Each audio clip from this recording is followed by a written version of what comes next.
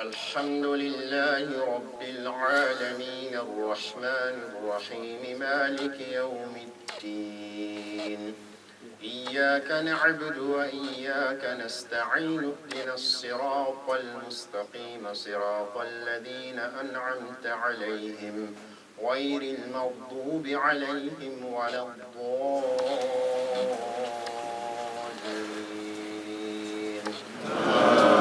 السلام عليكم ورحمة الله وبركاته. الله أكبر الله أكبر الله أكبر الله أكبر أشهد أن لا إله إلا الله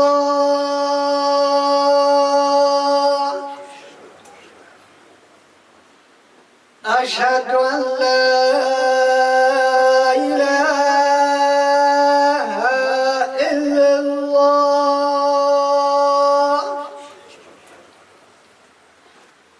أشهد أن محمدا رسول الله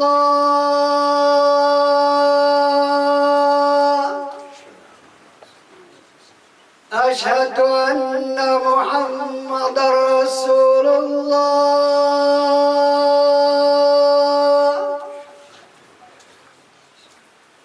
حي على الصلاة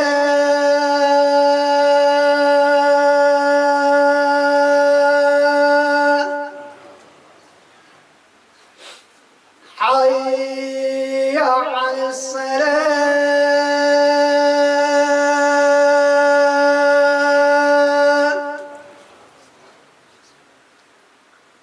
حي على الفلاح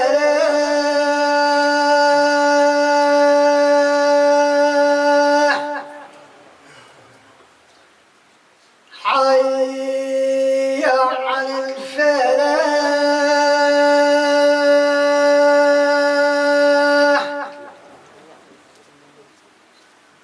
الله أكبر الله أكبر لا إله إلا الله. الحمد لله الحمد لله القائل في محكم تنزيله يا أيها الناس اتقوا ربكم إن زلزلة الساعة لشيء عظيم. إن الحمد لله نحمده ونستعينه ونستهديه ونعوذ بالله من شرور أنفسنا ومن سيئات أعمالنا. من يهده الله فلا مضل له ومن يضلله فلا هادي له. وأشهد أن لا إله إلا الله وحده لا شريك له وأشهد أن محمدا عبده ورسوله أرسله الله بالهدى ودين الحق ليظهره على الدين كله ولو كره الكافرون ولو كره المشركون ولو كره المنافقون. اللهم صل وسلم وبارك وأنعم على خير خلقك محمد بن عبد الله وعلى آله وصحبه ومن تبعهم بإحسان إلى يوم الدين. عباد الله، أوصيكم ونفسي بتقوى الله عز وجل. قال الله تعالى في محكم تنزيله يا أيها الناس اتقوا ربكم الذي خلقكم من نفس واحدة وخلق منها زوجها وبث منهما رجالا كثيرا ونساء واتقوا الله الذي تساءلون به والأرحام إن الله كان عليكم رقيبا. وقال في آية أخرى يا أيها الذين آمنوا اتقوا الله حق تقاته ولا تموتن إلا وأنتم مسلمون. واعلموا رحمني الله وإياكم أن أصدق الحديث كتاب الله وخير الهدي هدي محمد صلى الله عليه وسلم وشر الأمور محدثاتها وكل محدثة بدعة وكل بدعة ضلالة وكل ضلالة في النار. أعاذني الله وإياكم من دخول النار. We praise Allah who deserve our praise. We praise Him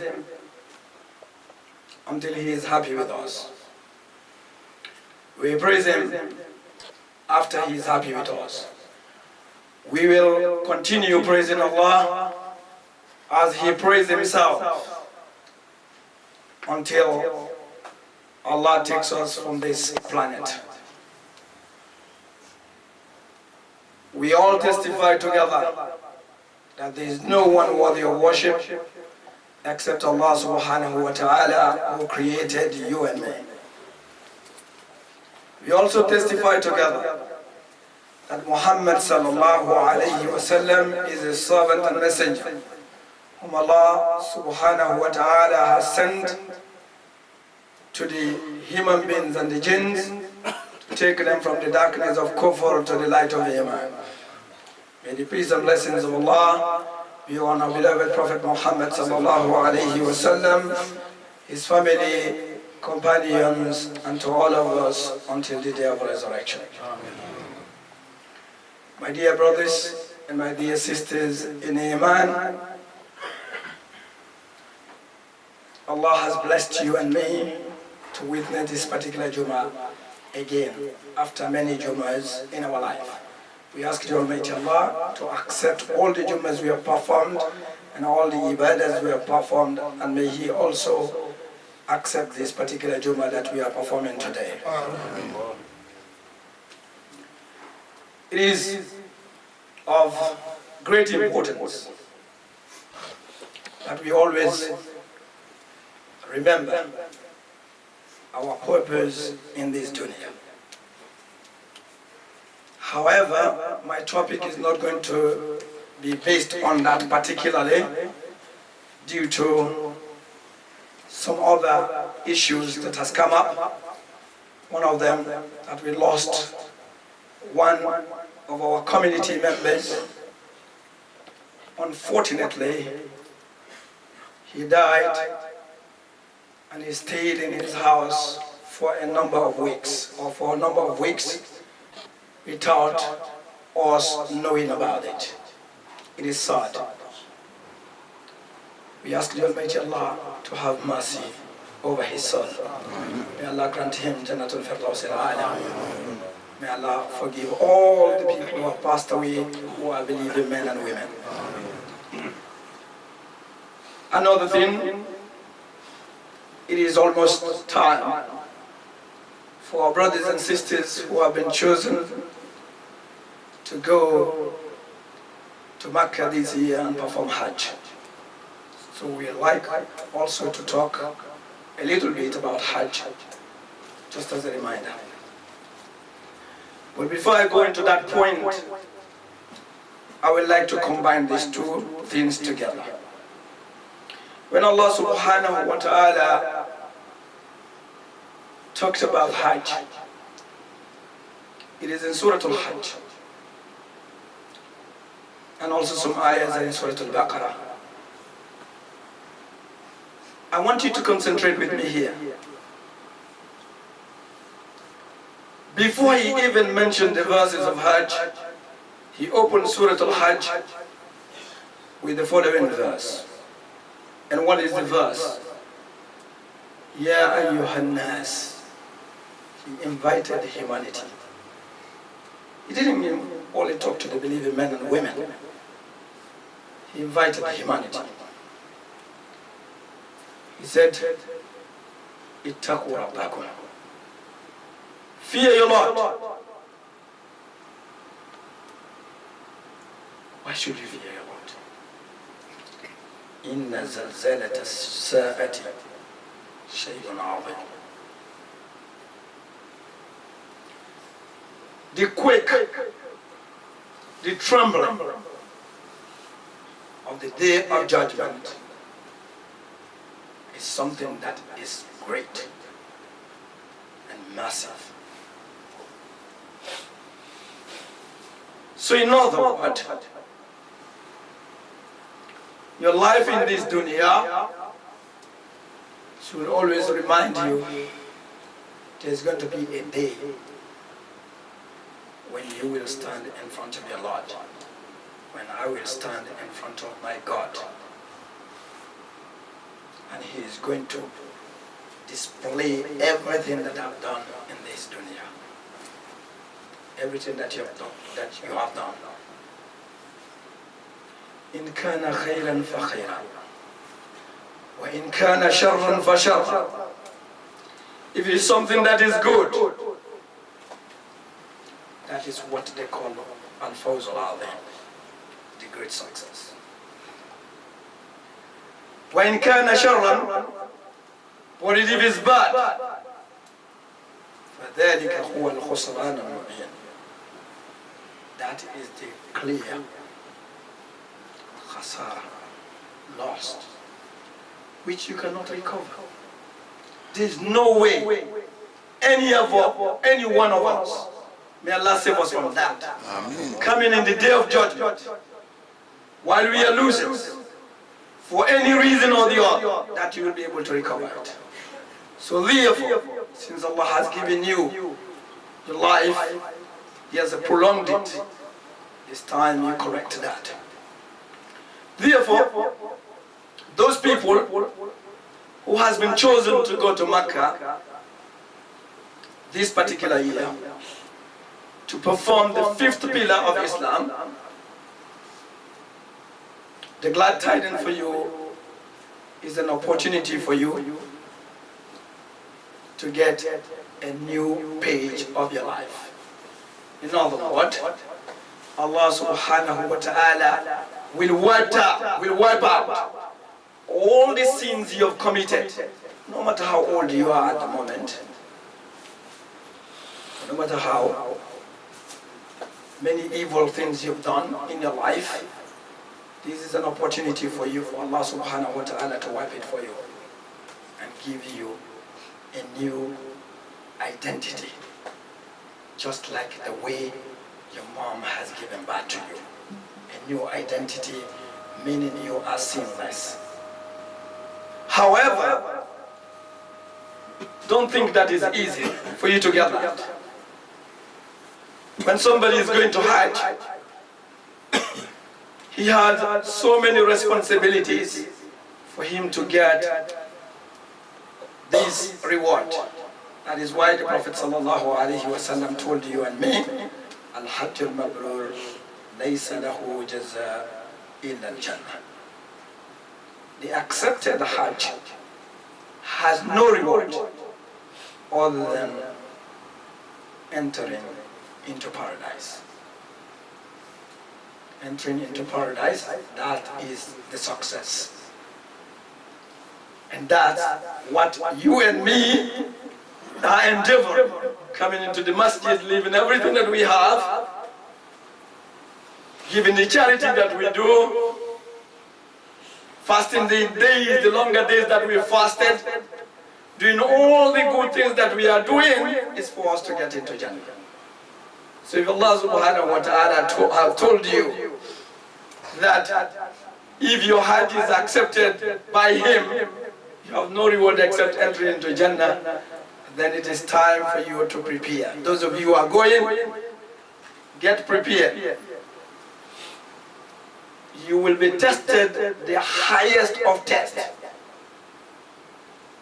while you are on your way to Makkah, while you are on your way to the Mashair al-Haram, while you are performing those rituals. You will be tested to the highest of limit to test your patience,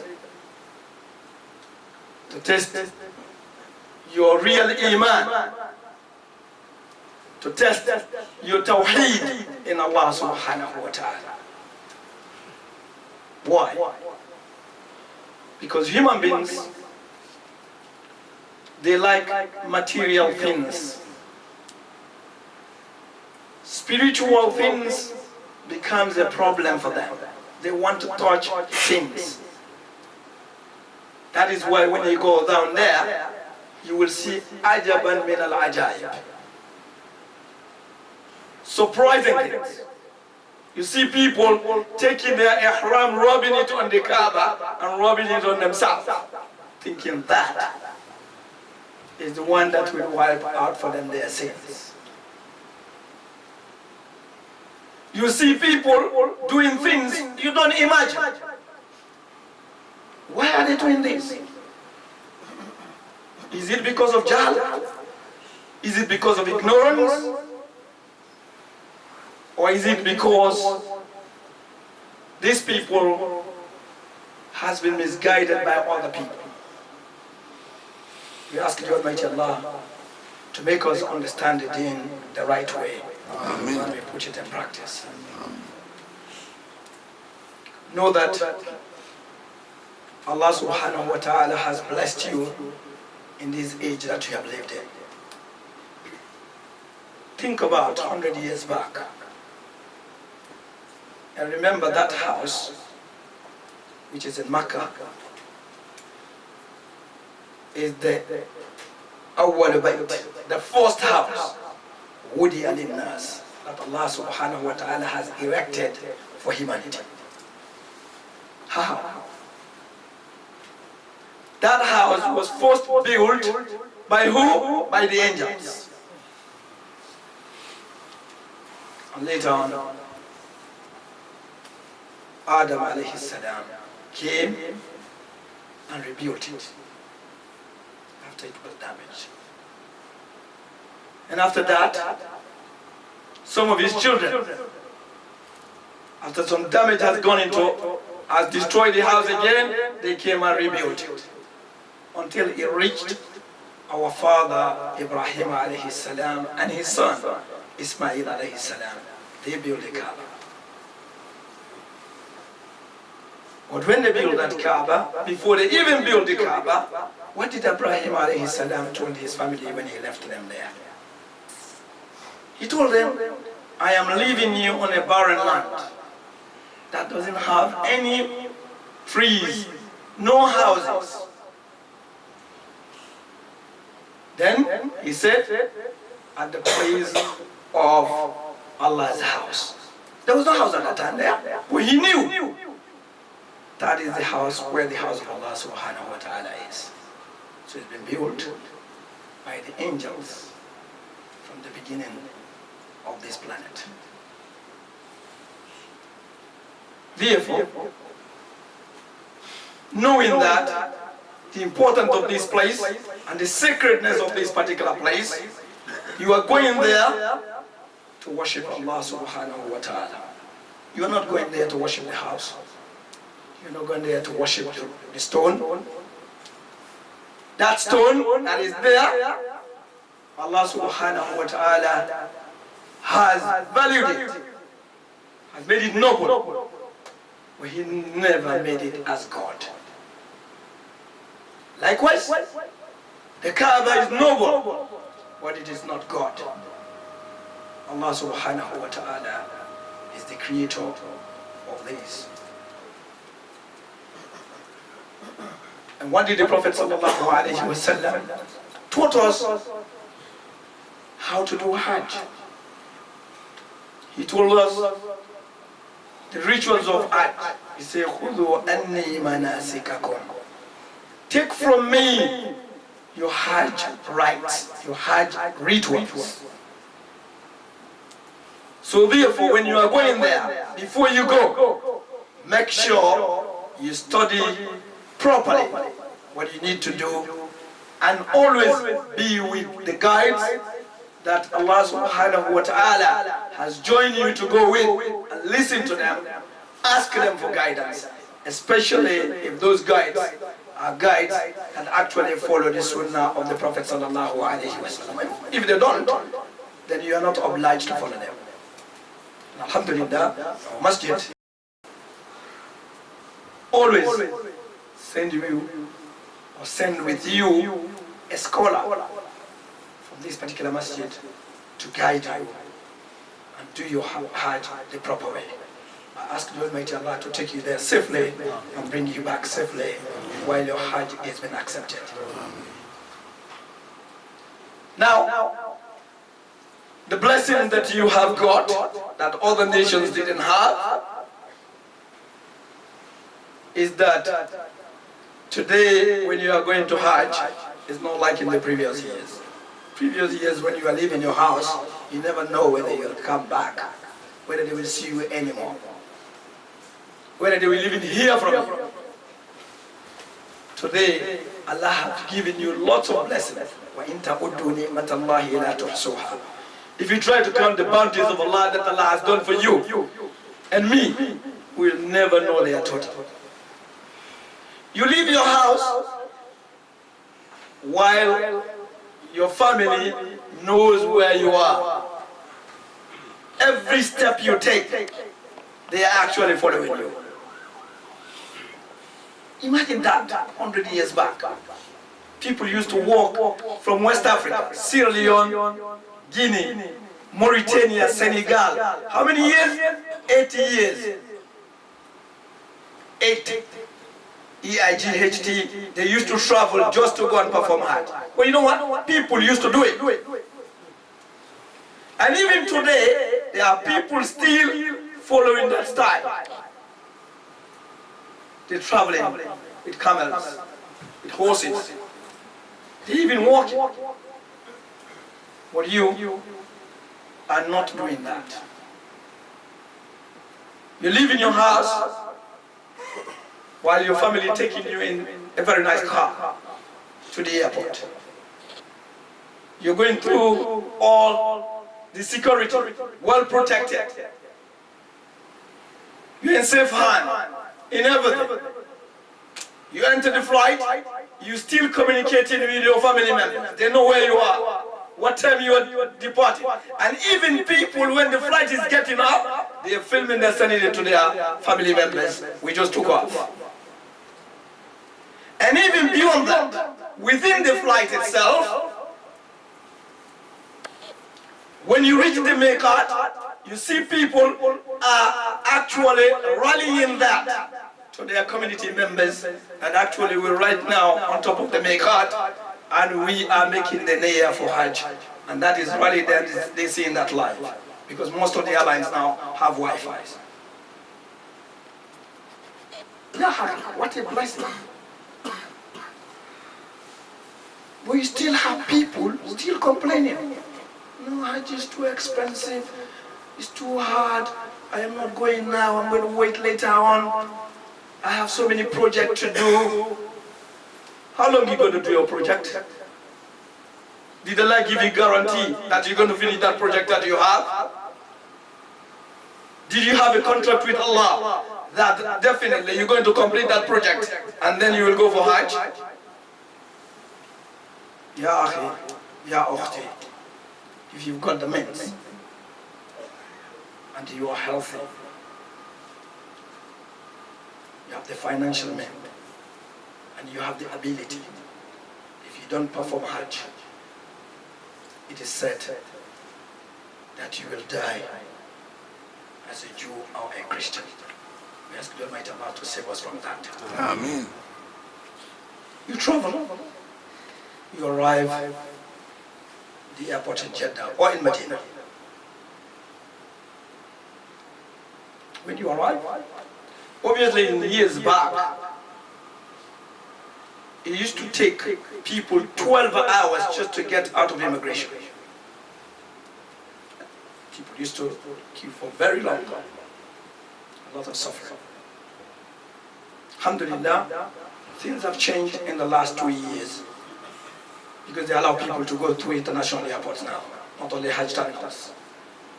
Therefore, sometimes it takes about 4 or 5 hours, you are in.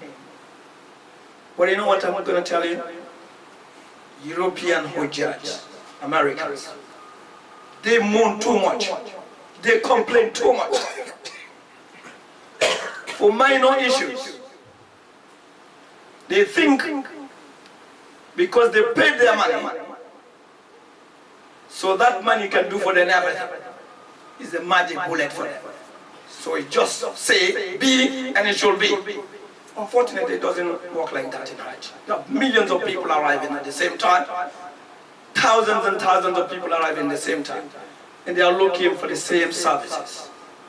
So you don't expect things to go smoothly like you do when you travel to other airports on tourism. It doesn't work like that. So you have to have that patience. You have to have that sabr. You have to know that you are there to achieve Hajj Mabroor, not to slander other people, not to backbite other people. That this person hasn't done his job. I paid my money, he promised this and this, and it has not been done. I'm not saying this here for you not to be genuinely raise issues that you think need to be raised to the individual. I'm saying it so that your Hajj will go smoothly while you don't diminish or reduce the reward that Allah subhanahu wa ta'ala has prepared for you. Cultures are different. So you don't expect the Saudis to behave like the way the Europeans behave. They're different. That's their culture. That's the way they behave. So if you think they're going to act the way you think, you're on the wrong. It doesn't work like that. So therefore, be patient and take things as they come. If you go through, you arrive at Makkah. Tawaf al-Qudum and the Umrah itself. That's the first thing you're going to be doing after you arrive in your hotel or in the apartment and you leave your bag and you come to the Haram to do your Tawaf al-Qudum and also the Umrah. What do? Here again you will face so many hindrances and so many difficulties. Because there are many people inside the house. Sometimes even the doors have been blocked to control the flow of the people coming in. Again, don't use that to start cursing even the Saudi authorities. Say they are too stupid, they don't understand, they behave very badly, look how they treat human beings. Yeah, all these type of things you hear from Hujjaj.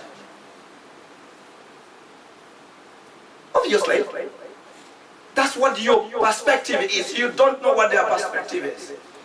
Because if you don't control the flow of people going into the Haram and the Mataf, so you're going to end up crushing people and people die. And you don't know that because you're not behind the scene. You're not behind the camera. You are not the one sitting down there analyzing things. They have their own security forces that are sitting down there analyzing it. Don't say the Imam is standing here defending the Saudi authorities. I'm not here to defend anybody. I'm here just to give you a perspective that when you go there, brothers and sisters, go there to gain a reward. Don't go there to gain yourself sins by saying things that you don't know about. Don't say things that you don't know about. If anyhow that your guide has allowed you to get in and do your tawaf, sometimes people will be given tawfiq to go inside the mataf, which is near the Kaaba. That's called the mataf. Therefore the tawaf will be much quicker. But some people might not. They have to do it maybe on the ground, on the first floor or the ground floor. It might be longer. But remember, always remember, what is the ultimate reward I'm going to get here? Don't remember the struggle I'm going to go through. Why did you leave your house? Why did you leave the comfort of your place to go down there? To get Al-Hajj al-Mabroor. Wal-Hajj al-Mabroor laysa lahu jazaa illa al-Jannah. Always put this in your mind. وَتَزَوَّدُوا فَإِنَّ خَيْرَ الزَّادِ التَّقْوَى. Always carry your provisions and remember the best of provisions that you will carry is God consciousness, the fearness of Allah. The Fearness of Allah. Not that debit card that has lots of money in there. Not that money that you've carried. I don't say don't carry it. That's not the best. That, the best provision. The best provision is that you fear Allah. And you remember, all those people that are there are your brothers and your sisters. In Iman, you are all there seeking Allah's forgiveness. You are all there to ask, to pardon to Allah subhanahu wa ta'ala, that He grants you the highest of Jannah. I ask you, Almighty Allah, to make us those people who will understand our deed and put it in practice. I ask you, Almighty Allah, to forgive our brother and all the brothers who have passed away and sisters. May Allah grant them Jannah. أقول قولي هذا أستغفر الله لي ولكم ولسائر المسلمين من كل ذنب أستغفره إنه هو الغفور الرحيم.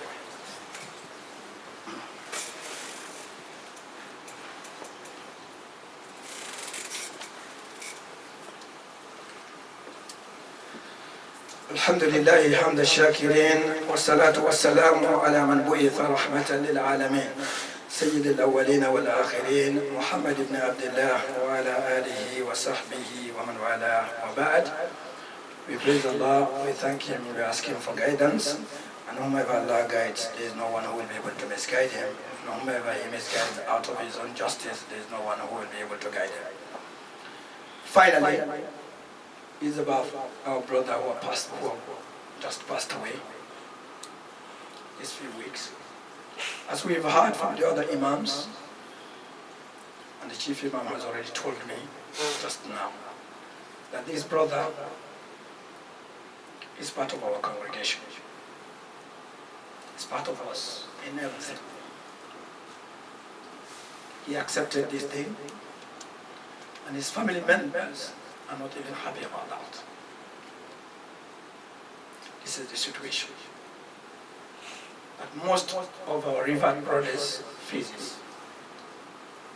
And we've heard from one of our Imam Sheikh Yusuf, this brother, Book of Allah and the Sunnah of our Prophet Muhammad sallallahu alaihi wasallam. But it's going to cost money. If we fail to do that, then we are all sinful. This is a fact of kifaya. This brother, his family members are not willing to give even a penny. He says, وَلَنْ تَرْضَى عَنْكَ الْيَهُودُ وَلَا النَّصَارَى حَتَّى تَتَّبِعَ مِلَّتَهُمْ. The people who are in another religion, they will never be happy with you until you follow their own way. So he hasn't got anybody other than you and me. At the moment where he is definitely hoping that we will take that responsibility to bury him according to the Sunnah of the Prophet Muhammad sallallahu alaihi wasallam. So the Sheikh Yusuf said it will cost about £3,800. However, some of us might say that is expensive. We'll go and see other funeral services other than the Muslim funeral service and see how much it costs to bury a body in this country. We're talking about £10,000. The Muslim funeral service are one of the cheapest in this country. Most of you must have been listening to talk shows talking about how the funeral services are charging huge amount of money for no reason. Please, my dear brothers, remember this. Allah subhanahu wa ta'ala said, إِنَّ الَّذِينَ يَتْلُونَ كِتَابَ اللَّهِ وَأَقَامُوا الصَّلَاةَ وَأَنفَقُوا مِمَّا رَزَقْنَاهُمْ سِرًّا وَعَلَانِيَةً يَرْجُونَ تِجَارَةً لَنْ تَبُورَ. Those people who recite the Book of Allah, which all of us do. Whenever we recite, أَنْفِقُوا مِمَّا رَزَقْنَاكُمْ. Spend from what we have given you. Not all of it, so from what we have given you. All of us know our ability. Let's give generously. And let this brother be buried according to the Book of Allah and the Sunnah of the Prophet sallallahu alaihi wasallam. If we fail to do that, they might burn him.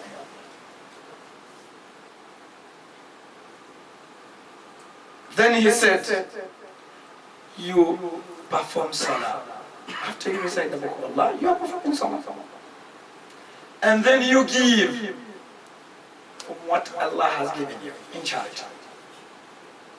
Either openly or hiddenly, anyone who does this, they are hoping for a business transaction with Allah that will never incur them any losses.